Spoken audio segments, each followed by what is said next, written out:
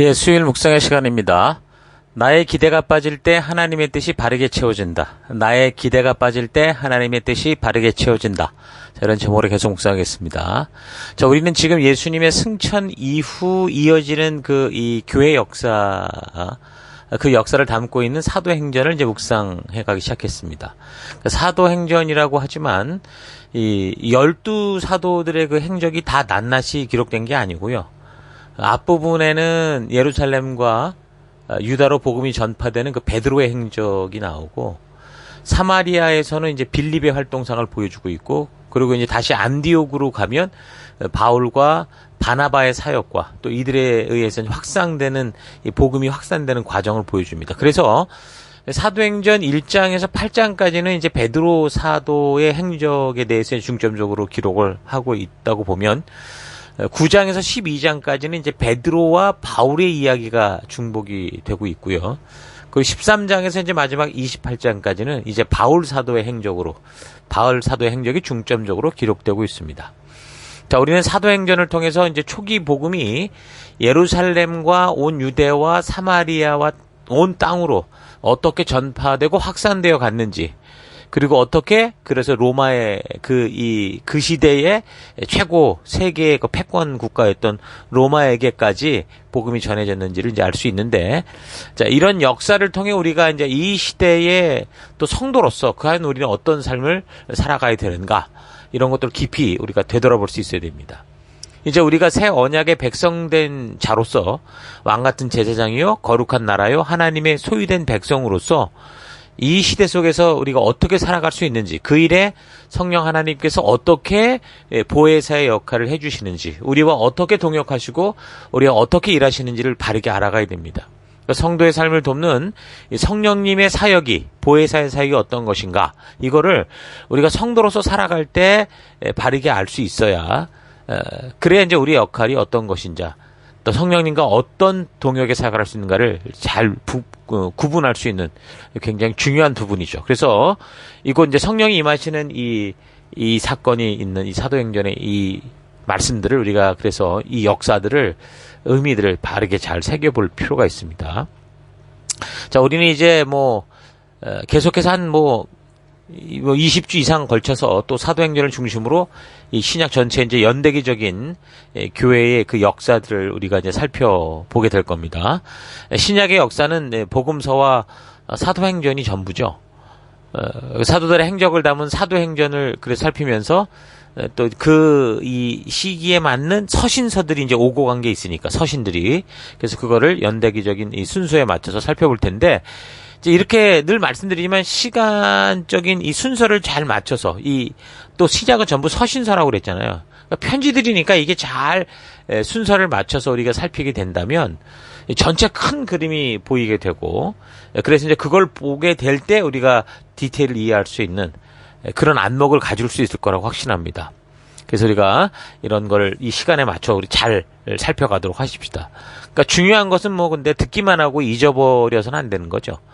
그래서 들은 것을 기억하기 위해서 읽고 확인하고 또 공부하고 묵상하고 또 그걸 글로 적어서 기록하는 그런 과정을 통해서 자꾸 이제 내 것으로 만들어야 됩니다. 또한 그것을 우리 셀 속에서 함께 나누고, 우리가 깨닫게 된 이 진리들이 온전한 성령으로 말미암는 말씀들인가를 또 우리 지체들을 통해서 확인할 수 있는, 그래서 그런 것들이 계속 돼야 그게 이제 우리의 가치의 변화로 이루어져 가고, 그리고 우리 마음판에 기록되어지고 새겨져 갈 수 있다. 그게 이제 새 언약의 이 하나님이 약속하셨던 그 방법 아닙니까? 이런 걸 잊지 마시고 포기하지 말고 계속 지속적으로 그래서 이걸 해간다면 정말 하나님이 예수님께서 말씀하신 것처럼 진리를 알지니 진리가 너희를 자유케 하리라 라고 하는 이 말씀 속에 우리가 정말 참된 자유를 누리게 될 겁니다. 요즘도 이 코로나 바이러스로 인해서 교회가 지금 건물에 모이지 못하게 되면서 굉장히 사실 혼란스러운 그런 일들이 반복되고 있는 경우가 많은데요. 사실 우리가 정말 진리를 바르게 안다면 이것이 그렇게 우리에게 큰 문제가 되지 않는다는 걸 알 수 있습니다. 그래서 어쨌든 우리가 이렇게 하나님이 말씀하신 이 시간 속의 흐름을 통해 우리가 온전히 이 하나님의 말씀을 계속 우리가 되새기고 묵상한다면 그런 하나님이 주신 그 자유를 어느 상황 속에서 누리고 또 하나님이 주신 사명을 어느 상황 속에서도 이루어갈 수 있는 우리가 될 거라고 믿습니다.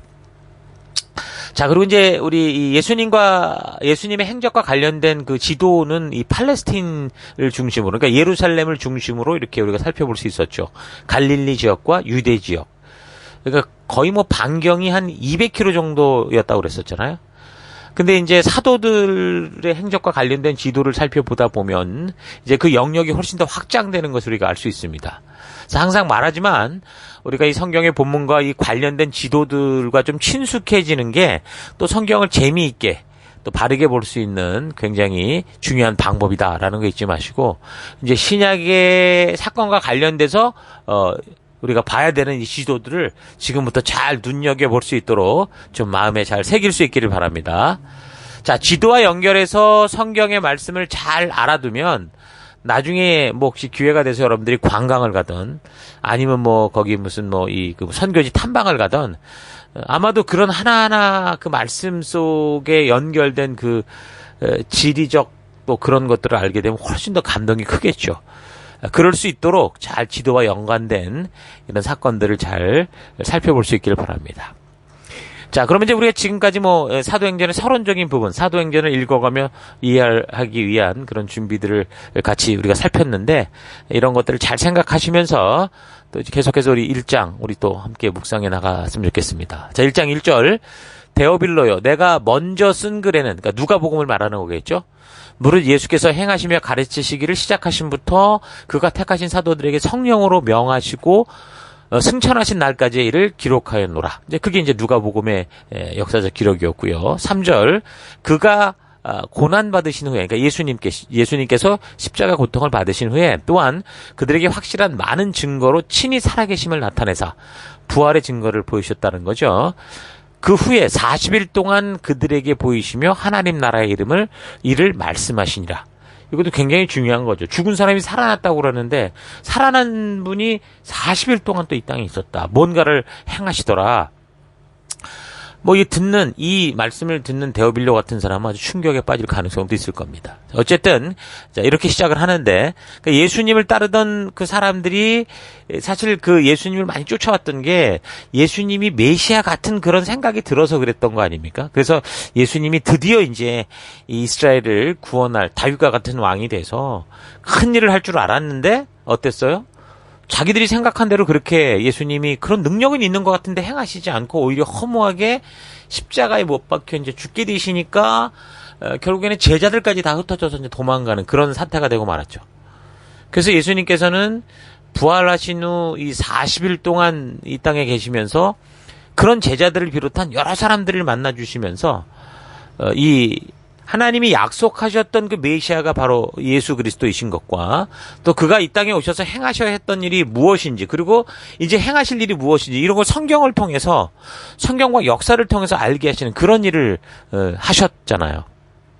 자, 그런데도 이제 제자들이 그런 부활하신 예수님을 보고도 질문하는 걸 보면 여전히 제자들도 그런 상황이니까 많은 사람들이 아직도 착각을 하고 있는 것으로 볼 수 있죠. 1장 6절 그들이 모였을 때 예수께 여쭈어 이르되 주께서 이스라엘 나라를 회복하심이 이때니까. 그러니까 제자들 전부가 뭐 이런 것이 궁금했는지 모르지만 분명한 건 이들의 기대는 여전히 그 하나님이 말씀하시고 예수님을 통해 분명하게 지금 계속 전달하는 그런 하나님의 나라가 아니라 그냥 어떤 이스라엘이라는 이 혈통적 나라, 그 하나님과 약속된 나라, 그러니까 그 나라의 회복을 기대하고 있는 그런 모습을 볼 수 있는 거죠. 원래 제자들은 그 예수님이 세우시는 나라가 완성이 되면 자신들이 이제 그런 권력의 자리에 앉게 될 거다. 어떤 큰 어떤 자리를 하나 하겠지. 그런 환상에 빠져 있었었죠. 그래서 야고보와 요한의 어머니 같은 경우도 그런 모습에 가세해서 예수님께서 나라를 세우실 때 우리 아들을 하나는 좌의정에, 하나는 우의정에, 그러니까 좌편과 우편 앉게 해달라. 뭐 이렇게 청탁까지 하다가 그냥 제자들끼리도 서로 다투고 막 시기하고 이런 일들이 있었었죠. 그러니까 그런 기대들이 은근히 서로에게 자리 잡혀 있었는데 그런데 예수님이 아니 이렇게 될 수 있나 싶을 만큼 십자가에 그렇게 죽으시고 또 그렇게 잡혀가시면서 완전히 기대가 산산이 부서지고 말았던 차에, 그런데 그 예수님이 정말 그 죽은 권세를 깨뜨리고 부활을 하셨으니까, 그리고 부활하신 예수님께서 이제 하늘과 땅의 모든 권세를 당신이 받아다 그렇게 말씀하시니까 이제 제자들이 이제야말로 정말 이 세상을 뒤집어 엎어서 이 하나님 예수님의 나라, 우리가 통치할 나라를 만들 때구나라고 생각하고 기대했던 거죠. 그러니까 사람들이 지금 자기 생각과 자기 기대로 가득 차 있으면 모든 세상과 모든 사람의 말이 다 그렇게 자기가 기대하는 식으로 막 그렇게 들리기 마련이죠. 예수님을 3년이나 따라다니면서 말씀을 듣던 이 제자들도 그런 착각을 벗어나기 쉽지 않은데, 그러니까 니고데모 같이 그런 거듭나는 안목을 가진다라는 건, 이건 정말 성령이 아니고서는 그 진리로 이끄시는 성령 하나님을 통해 자기의 기대를 온전히 다 깨뜨려버리고 완전히 하나님의 뜻으로 채워지기 전에는 불가능한 그런 것이었죠.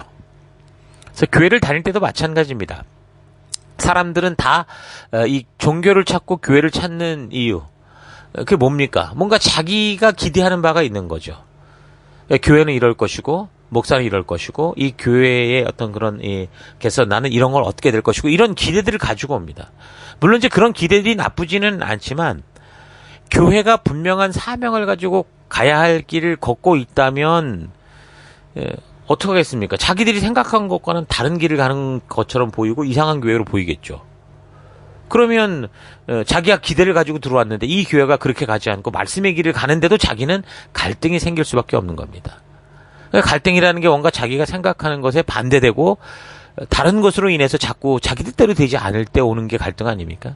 그래서 이 갈등을 통해 내 자신의 모습과 부딪히는 이 상대의 모습을 잘 발견하고 서로의 마음과 뜻을 확인하는, 이게 내가 오해했구나라는 거를 확인하는 시간이 돼서 자기 생각을 바꾸고 상대의 의도와 뜻에 맞춰 가면서 자기의 경험과 노하우를 함께 보탤 수 있다면 이거는 정말 그 관계가 더욱더 발전해가고 오해를 풀어 이해가 될 수 있고 더 성숙하는 과정으로 가게 될 수 있겠죠.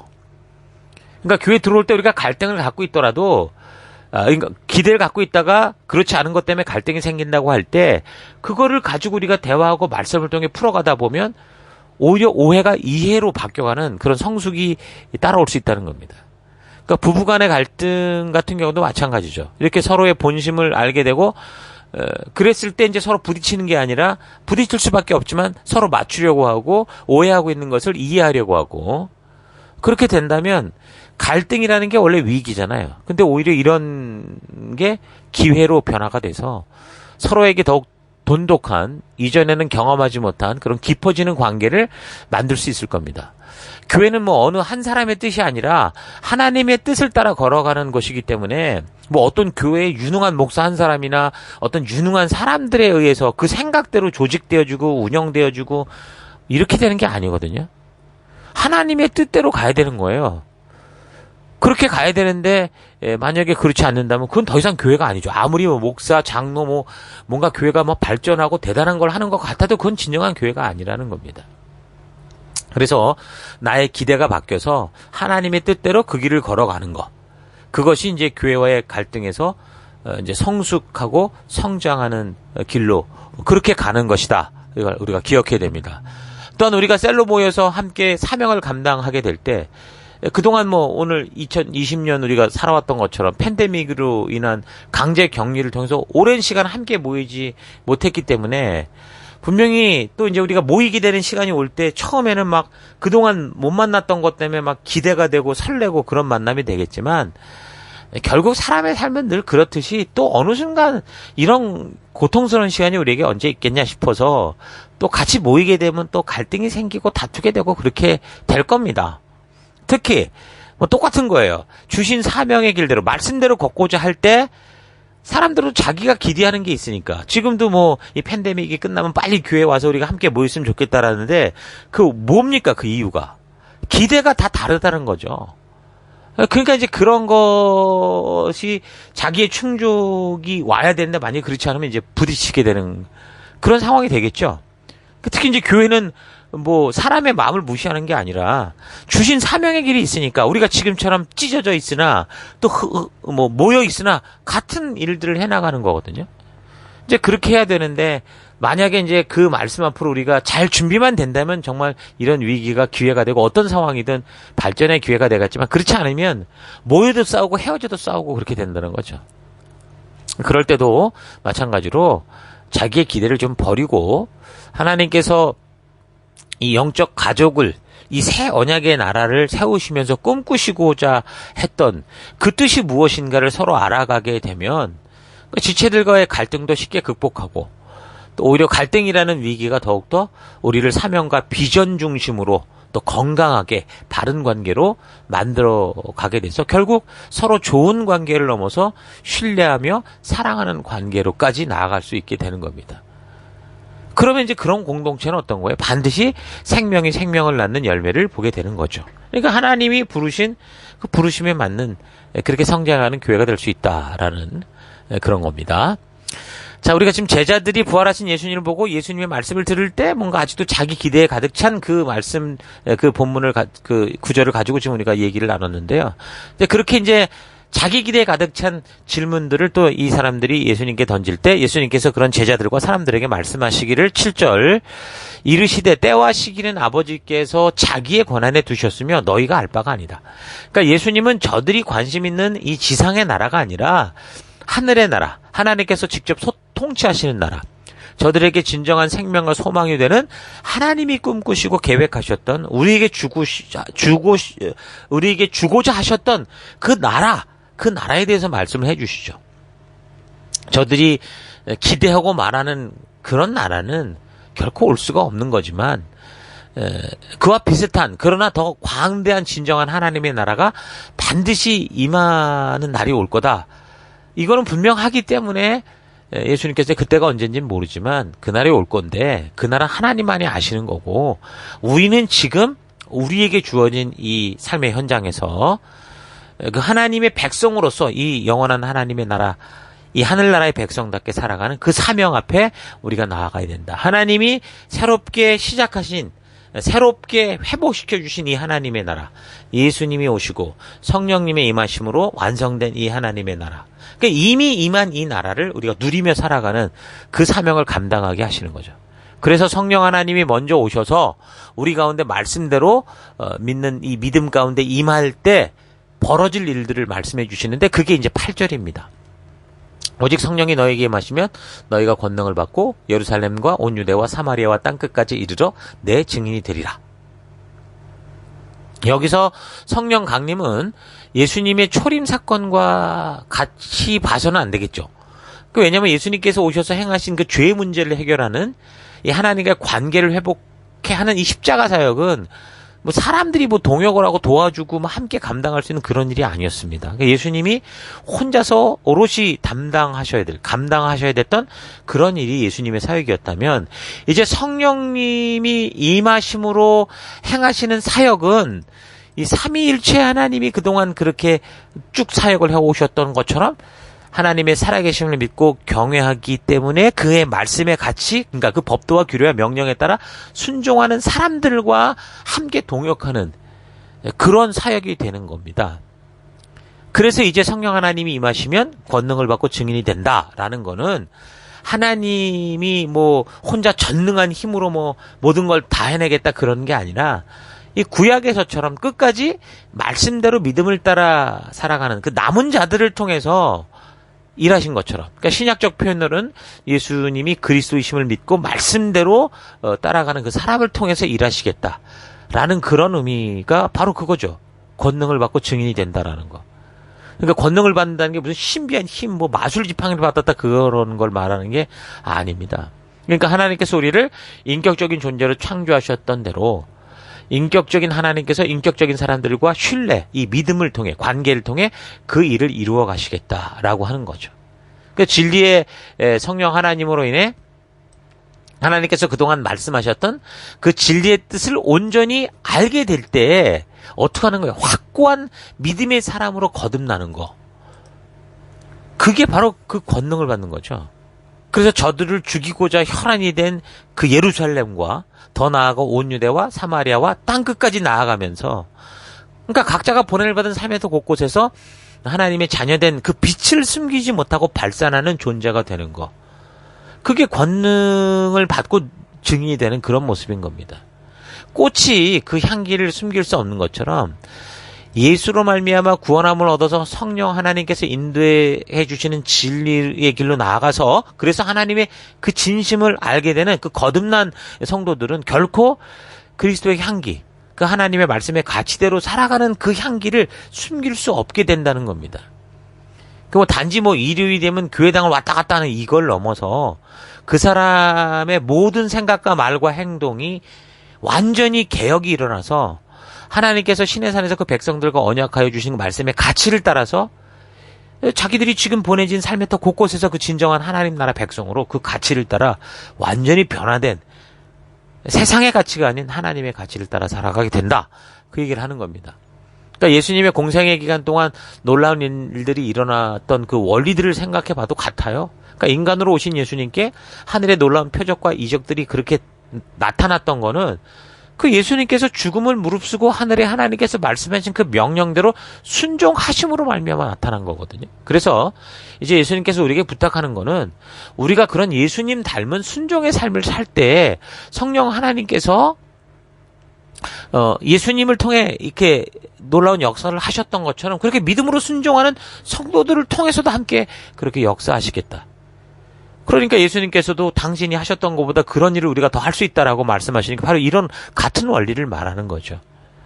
그러니까 성령이 강림하셔서 권능을 받게 된다는 것은 내 안에 막 뭔가가 씌워져 가지고서 나도 모르는 힘으로 나의 의지와 상관없이 막 뭘 해나가게 되는 그런 게 아니라, 나의 모든 삶에 그분이 함께 하시면서 끝까지 믿음대로 순종하려는 그 예수님처럼 그 하나님의 말씀과 명령대로 순종하고자 하는 그 사람들로 하여금 말씀으로 진리를 깨닫게 해주시는 거예요. 그래서 결국에는 거듭난 인생이 되게 하시는 거죠. 그것이 성령님의 사역인 겁니다. 그렇게 거듭난 사람들은 성령 하나님과 인격적 믿음의 관계 가운데 나아가서, 그래서 하나님의 뜻, 하나님의 진심을 알게 되고, 그래서 하나님께서 그 백성들에게 주신 법도와 규례와 명령과 계명의 그 온전한 뜻을 온전히 알아서 이 땅에서도 그 하나님의 뜻이 이루어지게 하는 그런 빛된 성도로 살아가는 그런 삶이 되어가도록 그렇게 성령이 일하시는 거죠. 그러니까 성령이 막 그걸 끝까지 조작을 해서 우리를 그렇게 하는 게 아니라, 우리로 하여금 하나님의 진심을 만나게 하는, 거듭나게 하는 사역을 하신다, 그 말입니다. 그러니까 성도들이 존재하는 이유는 뭡니까? 그냥 몇몇 목사나 헌신한 사람들이 하는 일을 지켜보면서 헌금이나 하고 기도나 하면서 마음으로 지원하고 천국 갈 날까지 그냥 그렇게 구경꾼으로 살아가는 겁니까? 아니죠. 성도 한 사람 한 사람 누구나 다 바로 성령 하나님께서 당신의 일을 하실 수 있도록 하나님의 말씀으로 거듭나서 그 성령과 성령 하나님과 동역하면서 우리 입을 벌려 하나님의 나라가 임하였다고 회개하라를 선포하고, 그리고 우리의 손을 들어 병든 자들을 위해서 기도하고 중보하고, 그리고 예수의 이름으로 귀신을 쫓아내고, 그러니까 이런 일들이 어떻게 가능한 건지 하나님의 말씀을 마음의 새김으로 믿음의 길을 걸어가게 되는 거. 그래서 그 길이 하나님이 우리를 부르신 길인 걸 알기에 온 마음과 뜻과 정성을 다해서 헌신하고 순종해 가는 거.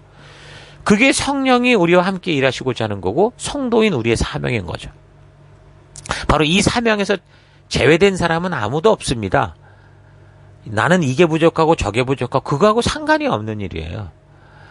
이런 사실을 잊지 마시고, 오늘 우리가 성령이 이 땅에 오신 이유, 그분이 하시는 사역이 무엇인가, 또 나는 그래서 어떤 동역의 삶을 살아가야 되는가를 잘 생각해 보시고, 그런 하나님이 부르시고 찾으시는 그런 믿음의 사람으로 또 힘써 서가는 그런 하루가 되길 바랍니다.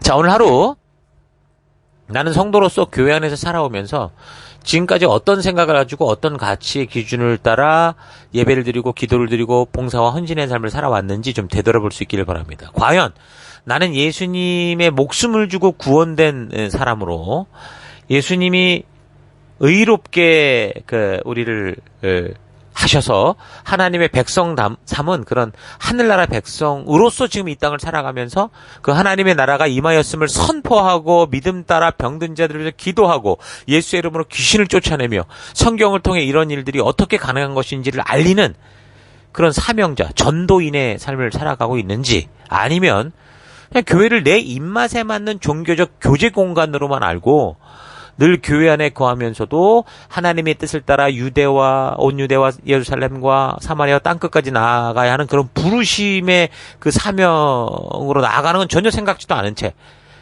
그렇게 우리끼리 좋고 그냥 편안한 것을 만들고 있지는 않았는가, 좀 깊이 되돌아보면서 성령 하나님을 보내시는 이 성부 하나님의 깊은 뜻을 깨닫고 그 부르심 앞에 바르게 설 수 있는 그런 기회를 만들어가기 바랍니다.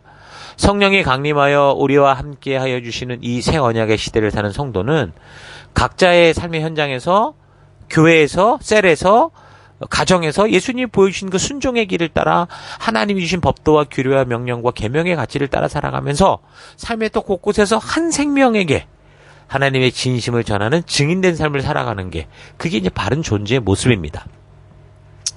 예수님께서 제자들이 물어봤던 자기 기대에 대한 질문에 대해서 언급하지 않으시고 하나님의 뜻이 어떤 것인지를 말씀하시면서 그 부르심의 자리로 그 제자들을 이끌었던 것처럼 우리도 교회 안에서 여러 가지 자기의 기대를 충족하기 위해 말하고 그걸 찾는 그런 사람들에 대해서, 그런 사람들에게 성령께서 주시는 지혜를 가지고 하나님의 진정한 부르심의 뜻 가운데로 인도해서 나아가게 하는, 그래서 길을 닦는 그런 생명의 길로 나아가게 하는 삶을 살아가길 바랍니다. 각자 힘써 살아가는 이 보냄을 받은 곳에서 가정, 직장, 사업체, 학교, 친구관계, 그 어느 곳에서든 항상 이런 전도자의 삶을 살아가면서 주의 말씀 안에서 참되고 바른 좋은 관계, 교제를 이루어가는 관계, 사명을 이루어가는 그런 여러분들 될 수 있기를 주의 이름으로 축원합니다. 오늘 하루도 힘내십시오. 잠시 기도하겠습니다. 하나님, 예수님께서 생명을 바쳐 나의 생명을 구원하여 하나님의 자녀로 삼아주신 교회에서까지 늘 내 기대, 내 만족을 위해 살아왔던 삶을 회개합니다. 내가 만족한 신앙은 결국 종교의 함정에 빠져 유대 바리새파와 같이 되어가는 것을 잊지 않고 우리를 부르신 그 부르심의 이유, 그 소명의 참된 의미를 알아서 나를 부르신 부르심에 따라 살아가는 내가 되기 원합니다. 예수님께서 제자들이 기대하는 것에 대한 관심을 하나님의 뜻으로 연결하여 알게 하심과 같이 나의 주변에서 자기의 기대로 가득 찬 사람들에게 하나님의 뜻을 바르게 전하여 우리 하나님을 만나는 거듭남으로 인도하는 그런 성령의 지혜를 주시옵소서. 그 길로 순종하며 나아가기 원합니다. 나의 기대가, 나의 오해가 바뀌어 하나님 주님의 뜻과 주님의 마음을 이해하는 그런 하루가 될 수 있도록 인도하실 것을 감사드리고 예수님 이름으로 기도했습니다. 아멘.